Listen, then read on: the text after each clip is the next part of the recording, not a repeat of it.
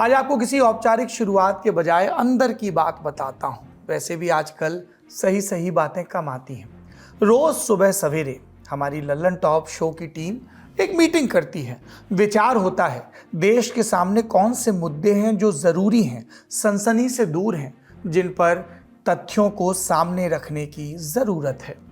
लेकिन जब देश की संसद चल रही हो तब विषयों पर बहस की गुंजाइश कम हो जाती है संसद से इतर, क्योंकि सबकी नज़र होती है देश की सबसे बड़ी पंचायत पर। यह नज़र इन दिनों कुछ ज़्यादा है क्योंकि ये बजट सत्र है। तो पहले चर्चा हुई बजट के प्रावधानों पर, किसको क्या मिला किसको नहीं मिला, सत्ता पक्ष ने कैसे यशोगान किया और विपक्ष ने कैसे इसके दुर्गुण गिनाए। लेकिन बात तो गौतम अडानी पर चल रही थी बजट के आने से पहले, इसलिए संसद में भी यही मुद्दा तारी रहा। प्रधानमंत्री नरेंद्र मोदी को कांग्रेस के नेतृत्व में विपक्ष लगातार घेरने की कोशिश कर रहा है। बीते दिन लोकसभा में नरेंद्र मोदी ने राहुल गांधी समेत तमाम विरोधियों के सवालों पर अपना वक्तव्य रखा और उसके बाद और भी प्रतिक्रियाएं आई। आज बारी थी राज्यसभा की। सबकी नजर थी कि क्या प्रधानमंत्री लोकसभा से इतर कुछ बोलेंगे, क्या गौतम अडानी पर जो आरोप लग रहे हैं उनकी जांच की बात करेंगे, या फिर विपक्षियों को नए सिरे से कुछ बताएंगे। और वक्त भी मुकर्रर था इसके लिए, दोपहर के 2 बजे। तय वक्त से थोड़ी देर बाद प्रधानमंत्री का राज्यसभा में भाषण शुरू हुआ और इस भाषण के शुरू होते ही विपक्ष के गलियारे से भी नारे आने लगे, शोर आने लगे और कुल जमा शाम बीतते बीतते ये समझ में आया कि एक मांग है जिस पर पेच अटक गया है। नमस्कार, सौरभ द्विवेदी नाम है हमारा और आप देखना शुरू कर चुके हैं लल्लन टॉप शो। प्रधानमंत्री मोदी जैसे ही बोलने के लिए उठे, विपक्ष ने नारेबाजी शुरू की। सभापति जगदीप धनखड़ ने तुरंत ही इंटरवीन किया, सख्त लहजे में चेतावनी दी कि ऐसा मत करिए। साथ ही निर्देश कि प्रधानमंत्री के भाषण के अलावा कुछ भी रिकॉर्ड पर नहीं जाएगा। चूंकि विपक्ष ने पीएम का स्वागत तल्ख लहजे में किया तो भाषण की शुरुआत में ही एक शायरी के जरिए विपक्ष भी निशाने पर आया। कीचड़ उसके पास था, कीचड़ उसके पास था, मेरे पास गुलाल।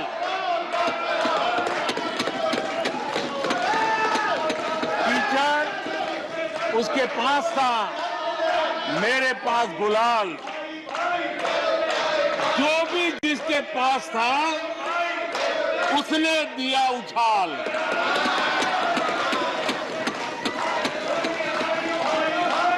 और अच्छाई है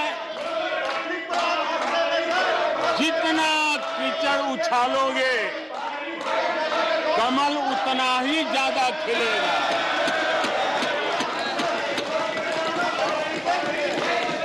आपने ध्यान दिया होगा कि प्रधानमंत्री जब बयान दे रहे थे तो पीछे से कुछ आवाजें आ रही थी। विपक्ष के गलियारे से नारे लग रहे थे, अडानी मोदी भाई भाई, जेपीसी की जांच कराओ। पूरे भाषण के दौरान ऐसे ही नारे लगते रहे। प्रधानमंत्री का भाषण आज भी 1 घंटे से ज्यादा चला। चूंकि लोकसभा के भाषण में प्रधानमंत्री ने एक बार भी अडानी का जिक्र नहीं किया था तो ये पहले से तय माना जा रहा था कि आज भी इस पर कोई बात नहीं होगी। लेकिन विपक्ष लगातार ये मांग करता रहा कि अडानी पर बोलिए। इतने शोर के बावजूद पीएम ने अपने भाषण को कांग्रेस पर हमले और अपनी सरकार की उपलब्धियों के इर्द गिर्द ही बुना। इस दौरान नेता विपक्ष मल्लिकार्जुन खड़गे के एक बयान पर तंजिया जवाब भी दिया। दोनों के बयान सुनिए। हमेशा प्राइम मिनिस्टर साहब ज्यादा अपने डेवलपमेंट और गवर्नेंस और पार्लियामेंट जब चलती है तो ज्यादा इधर ध्यान दिए तो अच्छा रहेगा। लेकिन वो हमेशा इलेक्शन मूड में ही रहते हैं। इधर पार्लियामेंट चलते रहता है, उधर मेरे कॉन्स्टिट्यूंसी में गए हैं गुलबर्गा, वहां पर लंबाड़ों के कॉन्फ्रेंस में जाके पूरा हार्ड। अरे भाई, मेरी एक ही कॉन्स्टिट्यूंसी मिल रही है आपको, और एक कॉन्स्टिट्यूंसी में 2 मीटिंग, एक कॉन्स्टिट्यूंसी में 2 मीटिंग नहीं। सर, ये गहरी जांच का विषय है। अरे मुझे बोलने तो दो। ये नजदीकी संबंध है। उन्होंने भी हंस रहे, पहली बार हंस रहे हो। मोदी साहब पहली बार हंस रहे, आप उनको हंसने भी नहीं दे रहे। खड़गे जी शिकायत कर रहे थे कि मोदी जी बार बार मेरे चुनावी क्षेत्र में आते हैं। वो कह रहे थे मोदी जी कलबुर्गी आ जाते हैं। मैं जरा खड़गे जी को कहना चाहता हूं, मैं आता हूं उसकी शिकायत करने से पहले ये भी तो देखो कि कर्नाटका में 1,70,00,000 जनधन बैंक अकाउंट खुले हैं। इतना ही नहीं, उन्हीं के इलाके में कलबुर्गी में 8 लाख से ज्यादा जनधन खाते खुले हैं। अब सभापति जी बताइए, इतने बैंक के खाते खुल जाए, इतना एम्पावरमेंट हो जाए, लोग इतने जागरूक हो जाए और किसी का इतने सालों के बाद खाता बंद हो जाए तो उनकी पीड़ा मैं समझ सकता हूं। प्रधानमंत्री का भाषण जैसे जैसे बढ़ता गया, नारों की इंटेंसिटी भी बढ़ती गई। प्रधानमंत्री अपनी सरकार की योजनाएं गिनाते रहे, विपक्ष अडानी पर बोलो जैसे नारों को मॉडिफाई करता रहा। अडानी पर सवालों का जवाब तो नहीं दिया, लेकिन आज प्रधानमंत्री के भाषण में देश के पहले प्रधानमंत्री नेहरू का जिक्र जरूर आया। अगर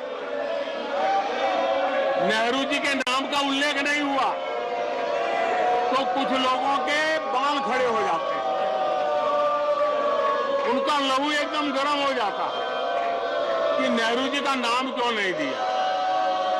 आदरणीय सभापति जी, मैं बहुत आश्चर्य होता है कि चलो भाई, हमसे कभी छूट जाता होगा नेहरू जी का नाम, और छूट जाता होता होगा हम ठीक भी कर लेंगे क्योंकि वो देश के पहले प्रधानमंत्री थे।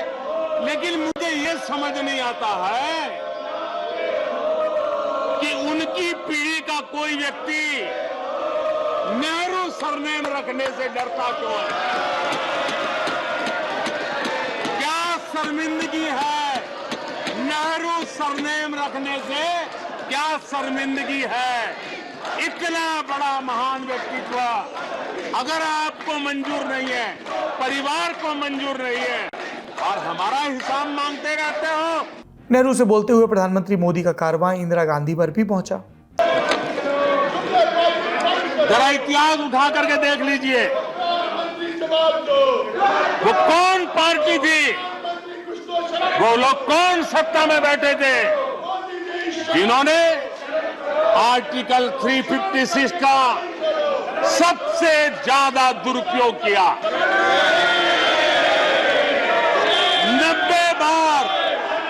90 बार चुनी हुई सरकारों को गिरा दिया। कौन है वो? कौन है जिन्होंने किया? कौन है जिन्होंने किया? कौन है जिन्होंने किया? इतना ही नहीं सभापति जी, एक प्रधानमंत्री ने आर्टिकल 356 का 50 बार उपयोग किया, आधी सेंचुरी कर दी। वो नाम है श्रीमती इंदिरा गांधी का। 50 बार सरकारों को गिरा दिया।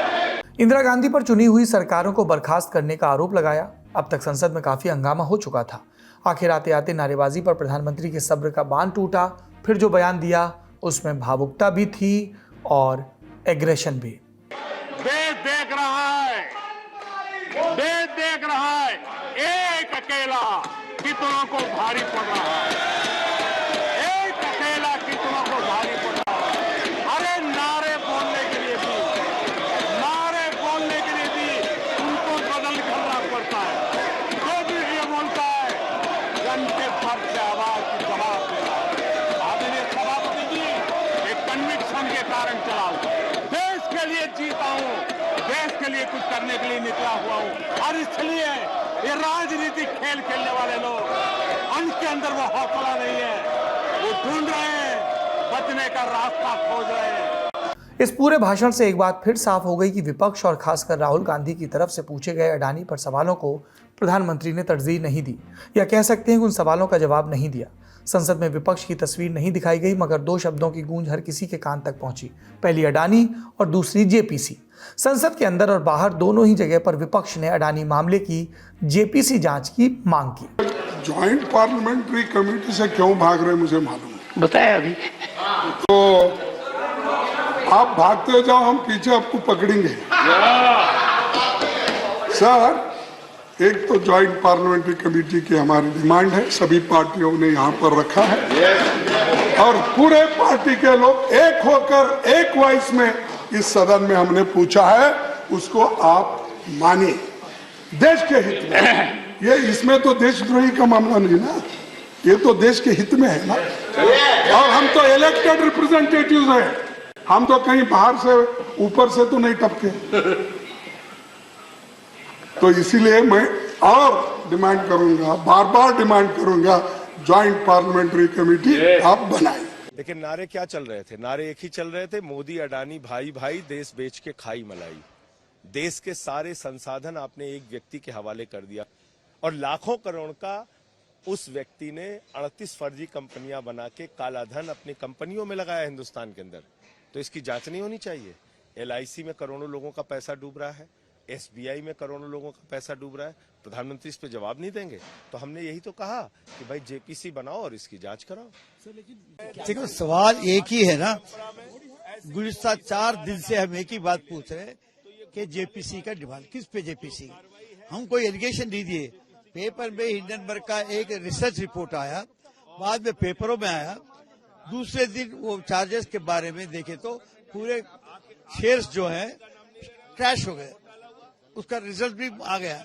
डे बाय डे उनका 38% शेयर्स क्रैश हुए। तो ये जो चीज हो रही है, ये घोटालों का इश्यू है। जनता का पैसा डूब रहा है इसमें, LIC में डूब गया है, SBI में डूब गया। इसलिए हमने चाहा कि ये चीज को ये करवाइए, जेपीसी के द्वारा या कोर्ट के द्वारा जांच करवाइए। वो हमको गवर्नमेंट ये कह रही थी कि आप डिस्कशन से भाग जा रहे हैं। डिस्कशन से नहीं, कल प्राइम मिनिस्टर ये इशू के उससे भाग गए। एक बात भी उन्होंने आजादी के बारे में नहीं किया, एक बात भी उन्होंने जेपीसी के बारे में बात नहीं किया, एक बारे में भी उन्होंने इस घोटाले के बारे में नहीं बताया। उसका मतलब है कि वो भाग गए उस इश्यू से, फायदा नहीं है। इसीलिए हम इसको डिमांड रखेंगे जेपीसी तक। जेपीसी का इतना हल्ला है, हर विपक्षी सांसद इसकी मांग कर रहा है। अडानी मामले में संसद में जेपीसी के नारे लग रहे हैं और संसद के बाहर गांधी जी की प्रतिमा के सामने भी विपक्षी यही दोहरा रहे हैं। ऐसे में यह समझना जरूरी हो जाता है कि आखिर ये जेपीसी है क्या भला। जेपीसी मतलब ज्वाइंट पार्लियामेंट्री कमेटी। अडानी मामले में विपक्ष इसकी मांग इसलिए कर रहा है क्योंकि इस कमेटी में सभी दलों के सांसदों को शामिल किया जाता है। अब ये जान लीजिए कि संसद में कितनी तरह की समितियां या कमेटी होती हैं। मुख्यतः 2 तरह की, स्थायी समिति यानी स्टैंडिंग कमेटी और तदर्थ समिति यानी एडहॉक कमेटी। स्टैंडिंग कमेटी वो होती है जिसका गठन समय समय पर संसद के अधिनियम की प्रक्रिया और कार्य संचालन नियम के हिसाब से किया जाता है। इसका कार्य अनवरत प्रकृति का है, यानी काम चलता रहता है। कई समितियां तय समय सीमा के लिए गठित की जाती हैं। एडहॉक कमेटी वो होती है जो किसी खास प्रयोजन या जांच के लिए नियुक्त की जाती है और जब वे अपना काम खत्म कर लेती हैं और अपनी रिपोर्ट सबमिट कर देती हैं, तब उनका अस्तित्व भी समाप्त हो जाता है। जेपीसी इसी श्रेणी में आती है। इसमें राज्यसभा और लोकसभा दोनों ही सदनों के सदस्य शामिल किए जाते हैं। किसी भी मामले में जेपीसी गठित करने के लिए बाकायदा संसद के सदन द्वारा प्रस्ताव पारित किया जाता है, फिर दूसरा सदन इस पर सहमति जताता है। फिर जेपीसी गठित होने के बाद सांसदों की टीम मामले की जांच करती है। और ऐसा नहीं कि कोई भी एमपी जेपीसी में आ जाए। पार्टियां अपने अपने सदस्यों के नाम आगे बढ़ाती हैं और फिर उन्हें अप्रूव किया जाता है। एक सवाल और मन में आता है कि जेपीसी में कुल कितने सदस्य होते हैं। जवाब है, कोई नंबर तय नहीं। कोशिश होती है कि ज़्यादा से ज़्यादा पार्टियों के सदस्य शामिल हों। सदस्यों की संख्या उस दल की ताकत के हिसाब से देखी जाती है। एक बात और, जो जेपीसी की टीम बनती है उसमें राज्यसभा की तुलना में लोकसभा के दोगुने मेंबर होते हैं।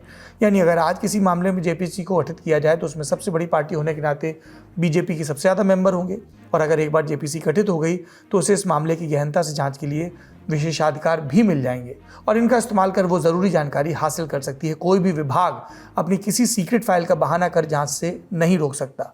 सदस्यों में सामंजस्य न बैठने पर जेपीसी के अध्यक्ष के मत का महत्व भी बढ़ जाता है और आमतौर पर किसी सीनियर सांसद को ये जिम्मेदारी दी जाती है और चलन ये कि सत्ताधारी पार्टी अपने ही किसी नेता को अध्यक्ष अपॉइंट करती है। दिलचस्प बात यह है कि 2014 में नरेंद्र मोदी सरकार आने के बाद आज तक किसी भी मामले में जेपीसी का गठन नहीं हुआ है। इससे पहले राफेल डील विवाद और नोटबंदी के मसले पर भी विपक्ष ने जेपीसी के गठन की मांग की थी, पर सरकार ने नहीं माना। तो फिर सवाल है कि क्या जेपीसी कभी नहीं बनी? जवाब है नहीं। मोदी सरकार से पहले कई मामलों में जेपीसी बनी है। मसलन साल 1987 राजीव गांधी की सरकार और बोफोर्स घोटाला, आरोप सीधे तत्कालीन प्रधानमंत्री पर लगे थे। विपक्ष ने भारी हंगामा किया और आखिरकार राजीव गांधी सरकार को जेपीसी जांच के लिए तैयार होना पड़ा। कमेटी बनी, जांच में महीनों लगे, रिपोर्ट भी आई, पर कुछ हासिल नहीं हुआ। राजीव गांधी सरकार को क्लीन चिट से मिल गई। 1992 में हर्षद मेहता शेयर मार्केट घोटाले में भी जेपीसी गठित हुई और इस बार हर्षद मेहता को दोषी पाया गया। सरकार ने जेपीसी की सिफारिशों पर काम किया और आगे चलकर हर्षद मेहता को सजा भी हुई। पीआरएस लेजिस्लेटिव रिसर्च के एक लेख के मुताबिक जेपीसी का जनादेश इसे गठित करने वाले प्रस्ताव पर निर्भर करता है। उदाहरण के लिए शेयर बाजार घोटाले पर जेपीसी कमेटी को वित्तीय अनियमितताओं को देखने, घोटाले के लिए व्यक्तियों और संस्थानों पर जिम्मेदारी तय करने, नियामक खामियों की पहचान करने और जरूरी सिफारिशें करने के लिए कहा गया था। 2G स्पेक्ट्रम घोटाले की जांच के लिए साल 2011 में जेपीसी बनी थी। तब यूपीए सरकार ने कांग्रेस नेता रहे पीसी चाको को उसका अध्यक्ष नियुक्त किया था, जिसको लेकर काफी हंगामा भी हुआ था, क्योंकि तब विपक्ष में रही बीजेपी ने आरोप लगाया था कि जेपीसी की रिपोर्ट ही बदल दी गई थी। हालांकि तत्कालीन सरकार ने इससे इनकार किया था।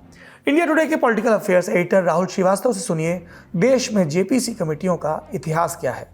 जबकि स्टैंडिंग कमेटी जो पार्लियामेंट की होती है वो उस डिपार्टमेंट की रिलेटेड होती है, उनके पास सारे बिल, सीएजी की रिपोर्ट, तमाम चीजें उनके पास आया करती हैं। ऐसे ही पब्लिक अकाउंट कमेटी है, वो भी स्थायी समिति है, लेकिन ये एडहॉक होती है, यानी कुछ समय के लिए किसी एक एजेंडे के लिए बनती है। तो 1987 में पहली बार, यानी हमारे पत्रकारिता काल की में ही पहली उसका गठन हुआ था। तो वो बोफोर्स के स्कैंडल को लेकर के एक जेपीसी बनी थी। उस समय पे आपको याद होगा कि बोफोर्स मामला बहुत गरमाया हुआ था, विपक्ष उस पर एकजुट हो रहा था और सरकार पे बहुत दबाव था कि जो बोफोर्स में चार्जेस आए हैं सामने, उस पे एक पार्लियामेंट्री प्रोब होना चाहिए। चूंकि आरोप सीधे प्रधानमंत्री के दफ्तर पे, प्रधानमंत्री राजीव गांधी पे लग रहे थे, इस कारण से लोगों का कहना यह था, विपक्षी दलों का, कि सीबीआई जैसी एजेंसियां जो हैं वो जांच ठीक से नहीं करेंगी, इसीलिए एक पार्लियामेंट्री प्रोब होना चाहिए। तो बोफोर्स को लेकर के पहली ज्वाइंट पार्लियामेंट्री कमेटी बनी, लेकिन उसका पहला कदम ही जो था ना, वो गड़बड़ा गया। क्योंकि अगर किस जांच होनी है संसद के द्वारा, तो जो अध्यक्ष होगा वो विपक्ष का होना चाहिए था। लेकिन उस समय पे कांग्रेस के नेता थे बी शंकरानंद, और बी शंकरानंद साहब जो थे वो उसके अध्यक्ष बना दिए गए। तो जो उस समय डिफेंस मिनिस्टर थे केसी पंत साहब ने लोकसभा में अगस्त 1987 में उन्होंने मोशन मूव किया, वो सेकंड हो गया। राज्यसभा ने भी थोड़े समय बाद उसको एंडोर्स कर दिया, तो जेपीसी का गठन हो गया। देखिए, उसके बाद 1992 में हर्षद मेहता स्कैम में दूसरी जेपीसी बनी। रामनिवास मिर्जा कांग्रेस के नेता थे, वो अध्यक्ष बन गए, और वो रिपोर्ट भी जब तक आई सामने, तब तक उसमें इतना कुछ जो था थोड़ा बहुत, वो भी आज तक कभी इंप्लीमेंट नहीं हुआ। उसके बाद अगली जेपीसी बनी केतन पारेख मामले में। ये भी शेयर मार्केट का घोटाला था, अटल बिहारी वाजपेयी जी की सरकार थी, और उसमें से कुछ रिकमेंडेशन मानी गई, लेकिन बाद में ज्यादातर रिकमेंडेशन डाइल्यूट हो गई। एक कमेटी जो अच्छी बनी थी, जो कि जेपीसी मानी जाएगी बढ़िया, वो थी सॉफ्ट ड्रिंक्स में पेस्टिसाइड्स के मामले को लेकर के। सीएससी नाम का एक संगठन है, centre for science and environment, उसने जब एक आरोप लगाए, रिपोर्ट निकाली कि उसमें हाई पेस्टिसाइड है, तब एक कमेटी बनी और शरद पवार जी उसके अध्यक्ष थे, और उस कमेटी की रिकमेंडेशन मानी गई। उस पर पहली बार काम हुआ। करते करते फिर एक कमेटी जो बनी आखिर में 2G स्पेक्ट्रम मामले में सरकार घिरी हुई थी। BJP, JDU, CPI, CPM, AIADMK, Trinamool, सब कांग्रेस की सरकार के पीछे पड़े हुए थे। तो एक 30 लोगों की समिति गठन हुई। जेपीसी से जुड़े कुछ और तथ्य ये हैं कि कमेटी की सिफारिशें जांच में सहयोग कर सकती हैं, सरकार उनको हूबहू मानने के लिए बाध्यकारी नहीं होती है। जेपीसी ने जो कहा उसके आधार पर सरकार आगे की जांच शुरू करने का विकल्प चुन सकती है, पर ऐसा करने के लिए मजबूर नहीं किया जा सकता। पीआरएस के लेख के मुताबिक जेपीसी और अन्य समितियों की सिफारिशों के आधार पर की गई कार्रवाई पर सरकार को संसद में रिपोर्ट पेश करनी होती है। समितियां सरकार के जवाब के आधार पर संसद में कार्रवाई रिपोर्ट भी पेश कर सकती हैं, मतलब कार्रवाई पर अपनी इत्तेफाकी या ना इत्तेफाकी जाहिर कर सकती हैं। जेपीसी की सबसे बड़ी ताकत होती है कि अगर ये प्रूफ जुटाने के लिए मामले से जुड़े व्यक्ति को कमेटी बुलाना चाहे तो उसे पेश होना होगा। अगर अडानी वाले मामले में जेपीसी गठित हुई तो उन्हें कमेटी के सामने हर हाल में आना पड़ेगा। अगर व्यक्ति आने से मना करे तो ऐसा करना संसद की अवमानना मानी जाती है। पर यह तो हाइपोथेटिकल बात है। फिलहाल सवाल ये कि सरकार क्या अडानी मामले पर जेपीसी का गठन करेगी या नहीं। फिलवक्त सरकार का रुख देख ऐसा होना दूर की कौड़ी नजर आता है, क्योंकि कोई भी सरकार जेपीसी का गठन अपनी इच्छा से करना नहीं चाहती और इसकी वजह भी है कि देखिए, इस रिपोर्ट को तो आप चाहें तो अपने बनाए हुए अध्यक्ष जो जेपीसी का हो, अपने ज्यादा सांसद जो उससे गिरवा दे, जैसा कि इतिहास गवाह है इस देश के अंदर कि जेपीसी की कोई रिपोर्ट कायदे की कभी निकली नहीं है। जिस बड़े मसले पे बनाई गई थी उसको कोई फायदा नहीं हुआ। लेकिन एक प्रॉब्लम है साहब, तमाम जेपीसी ऐसी भी हुई हैं जिनकी 100 सीटिंग हुई है। अब मान लीजिए कि 6 महीने के अंतराल में अभी चुनाव होने वाले हैं 2024 के, और 9 राज्यों के चुनाव है। जम्मू कश्मीर में मिला लें तो शायद 10 हो जाएंगे। अब 10 चुनाव और 11वां लोकसभा का बड़ा चुनाव अगले 1 साल में अगर है, तो ऐसे में अगर जेपीसी बना देती है एनडीए सरकार, नरेंद्र मोदी सरकार, और वो सिटिंग करने लगती है, तो उसके अंदर एक बड़ी मजेदार चीज है साहब कि जो अध्यक्ष है कमेटी का वो तो बोल सकता है, प्रेस में, मीडिया में ब्रीफिंग कर सकता है, लेकिन बाकी सदस्य नहीं बोल सकते। तो यानी सदस्य अगर आके बाहर बोलेगा रोज, मान लीजिए, तो प्रॉब्लम होगी। उसके बाद प्रॉब्लम ये भी है कि रोज सिटिंग अगर होती है किसी इशू पे, तो मीडिया की नजरों में, जनता की नजरों में रिपीटेड एक रिमाइंडर जाता है कि साहब रोज सवेरे अगर आपके मंदिर की घंटी बजती है ना, अगर, तो आपको प्रभु का स्मरण आ ही जाता है, तो आपको 100 दिन बाद विश्वास हो जाता है कि प्रभु कुछ है। तो साहब ऐसा है कि ये जेपीसी इसलिए नहीं चाहिए जाती। तो साफ है कि चुनावी माहौल में नरेंद्र मोदी सरकार अडानी पर जेपीसी के गठन का रिस्क नहीं ही लेने जा रही। ये तो ही संसद की बात। लेकिन अडानी का मामला अब सिर्फ संसद तक सीमित नहीं, मामला सुप्रीम कोर्ट पहुंच चुका है। कल यानी 10 फरवरी को सुप्रीम कोर्ट अडानी हिंडनबर्ग मामले में सुनवाई करने जा रहा है। 9 फरवरी यानी आज अमेरिका की short selling firm Hindenburg research की अडानी पर आई रिपोर्ट को लेकर एक और जनहित याचिका दायर हुई। याचिकाकर्ता एडवोकेट विशाल तिवारी ने मामले को मुख्य न्यायाधीश DY चंद्रचूड़ और जस्टिस PS नरसिम्हा और जस्टिस JB पारदीवाला के सामने तत्काल सूचीबद्ध करने की मांग की। न्यायालय संबंधी मामलों को कवर करने वाली वेबसाइट लाइव लॉ के मुताबिक जब चीफ जस्टिस ने पूछा कि मामला क्या है, तो एडवोकेट विशाल ने कहा, एक ऐसी याचिका कल भी आ रही है। ये हिंडनबर्ग रिपोर्ट से संबंधित है जिसने देश की छवि को धूमिल कर नुकसान पहुंचाया है। इस पर कल भी सुनवाई हो सकती है। एडवोकेट ने दायर PIL में हिंडनबर्ग रिसर्च रिपोर्ट की जांच के लिए सुप्रीम कोर्ट की रिटायर्ड जज के नेतृत्व में समिति के गठन की मांग की है। चीफ जस्टिस चंद्रचूड़ ने इस PIL पर सहमति व्यक्त की और कहा कि इस तरह की सभी याचिकाओं पर 10 फरवरी को सुनवाई की जाएगी। इससे पहले एक और विचाराधीन याचिका में शॉर्ट सेलिंग को धोखाधड़ी का अपराध घोषित करने और हिंडनबर्ग रिसर्च के फाउंडर नेथन एंडरसन के खिलाफ जांच की मांग की गई थी। इसे भी सुप्रीम कोर्ट में एडवोकेट ML शर्मा ने दायर किया था। पूछा गया था याचिका में कि क्या मनगढ़ंत कृत्रिम साधनों को आधार बनाकर शेयर मार्केट में स्टॉक क्रैश करके जानबूझकर शॉर्ट सेलिंग करना IPC की धारा 420 और सेबी एक्ट 1992 की धारा 15HA के तहत दंडनीय अपराध नहीं? क्या सेबी निवेशकों की सुरक्षा के लिए शॉर्ट सेलिंग स्टॉक में ट्रेडिंग को निलंबित करने के लिए बाध्य नहीं?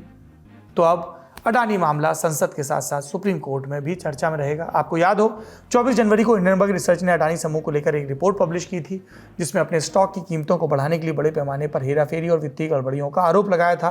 और इस पर हम लल्लन टॉप शो में विस्तार से बात कर चुके हैं। अगर आप उन सारे शोज को देखना चाहें तो आपको डिस्क्रिप्शन में लिंक मिल जाएगा। लल्लन टॉप शो में आज के लिए इतना ही।